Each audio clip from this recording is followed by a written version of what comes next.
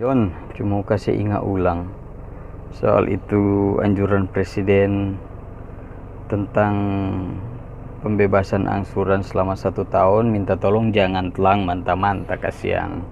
Itu ndak semua profesi berlaku potongan angsuran atau keringanan angsuran, apalagi sampai 1 tahun. Please jangan bodok.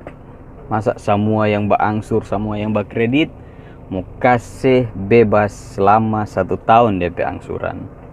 Kolaps satu semua perusahaan pengkreditan. Nah, contoh karyawan swasta atau pengusaha, pebisnis yang ada dapat gaji bulanan, ya otomatis mungkin tuh ndak mau dapat DP keringanan. Kalaupun ada, ya ada orang selektif.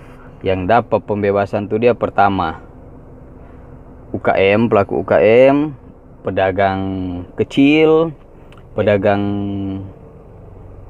kaki lima, terus driver online kena. Yang terakhir itu yang mau dapat DP keringanan tuh dia kalau nggak salah sales yang belum bajual.